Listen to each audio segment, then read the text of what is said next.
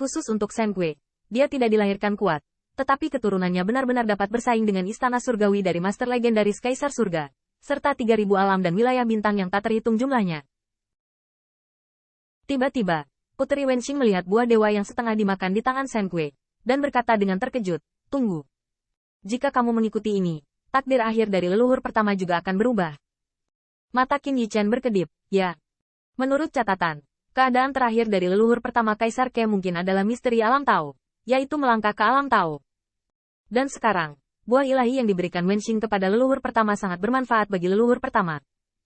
Jika tentara Dao lainnya, atau teknik Dao yang kuat yang dibuat oleh keturunan klan Kaisar Ke, seperti 36 tangan Kaisar, diteruskan kepada para dewa, maka kekuatan leluhur pertama klan Kaisar Ke harus lebih besar dari yang tercatat di generasi selanjutnya. Lebih bertenaga. Tapi memikirkan ini, Qin Yichen tidak bisa menahan cemberut.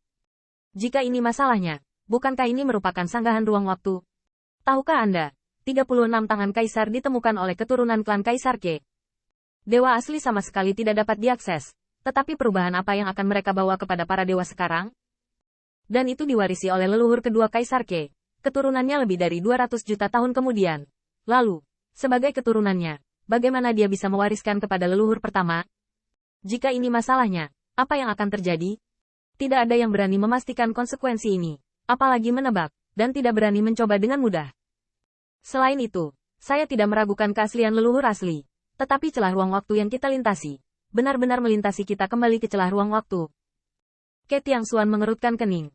"Tianxing, maksud Anda, sebenarnya, di dunia ini, ada alam semesta lain, yaitu alam semesta tempat kita berada sekarang, dan ada juga keberadaan leluhur pertama."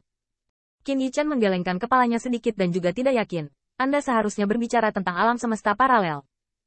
Ketika saya memindahkan waktu dan ruang, saya kadang-kadang melihat sekilas, tetapi kemungkinan ini sangat kecil.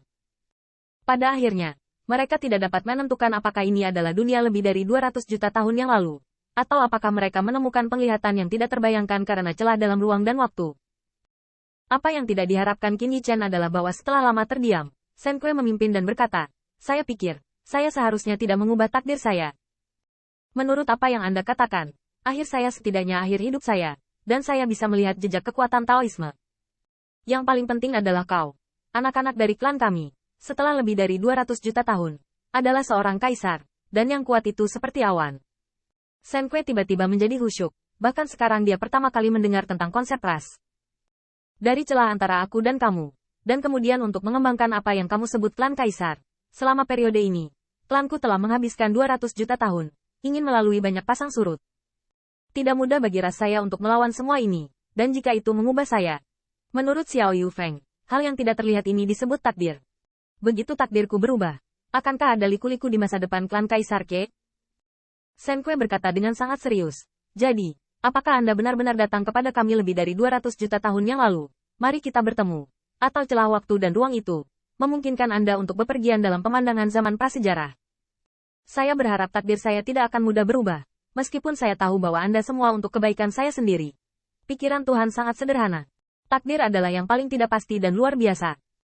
Sebagai orang pertama dari klan Shen Kui, dia telah menjadi lebih kuat, bukan berarti klan Kaisar Ke akan menjadi lebih kuat, dan itu secara langsung akan membuat klan Kaisar Ke menjadi istana surgawi setelah 200 juta tahun.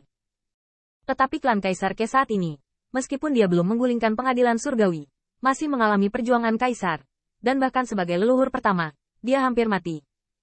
Tapi setidaknya semua ini membuat Shen Kui cukup puas, bahkan bangga karenanya. Qin Yichen juga terdiam. Memang takdir berubah. Tidak ada yang bisa menebak. Apalagi pergantian dewa juga akan mempengaruhi generasi anak berikutnya, dan seterusnya. Sudah ratusan juta tahun sebelum klan Kaisar Ke bercampur sampai hari ini. Berani bertarung dengan surga. Keluarga Kekaisaran Feng. Yang disebut menyentuh dan menggerakkan seluruh tubuh, jika itu adalah klan Dike pada zaman tertentu. Karena perubahan mereka hari ini, mereka akan hancur.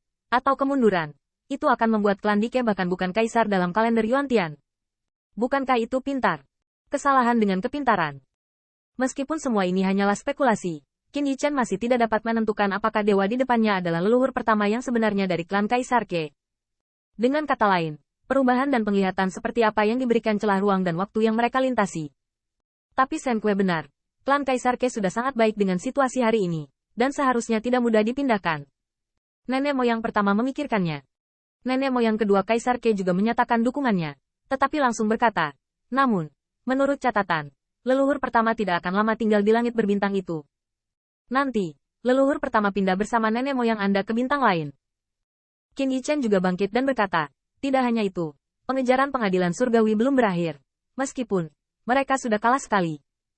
Dan Kun Yutian juga berkata dengan suara kental, kita bisa bertemu dengan leluhur pertama dari klan Kaisar Ke. Lalu mungkin celah waktu dan ruang itu akan memungkinkan kita untuk bertemu orang-orang kuat lainnya di era prasejarah. Anjing elang pemetik bintang tidak memiliki dukungan, tapi klan surgawi dari Raja Surgawi Timur, dan klan Wei Yang, dan klan Manhua tidak lemah di era primordial. Jika mereka ditemukan oleh mereka, tolong bantu dari klan mereka. Petik 2. Jadi, kita harus mencari bantuan dari orang yang sama. Konsekuensinya tidak terbayangkan. Belum terlambat, ayo tinggalkan bintang ini sekarang. Dan mendengar ini, kedua sesepuh umat manusia pun bangkit. Ya, tidak hanya harus pergi dari sini. Mungkin mereka juga bisa menemukan nenek moyang umat manusia kita. Tidak hanya leluhur ras manusia, ras Bais, ras naga sejati, dan ras Feng, jika mereka bisa bertemu. Qin Yichen mengepalkan tinjunya.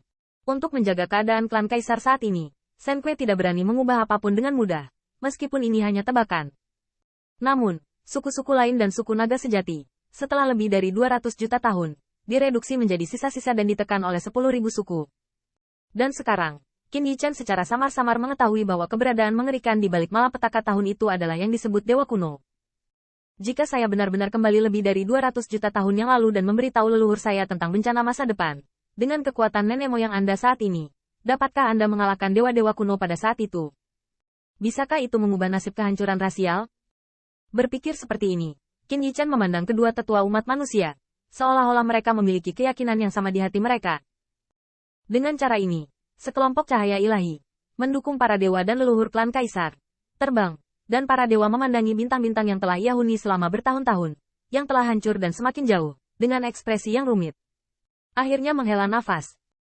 Klan saya akan menjadi seorang kaisar di masa depan. Seberapa kuat dan heroik kaisar surga?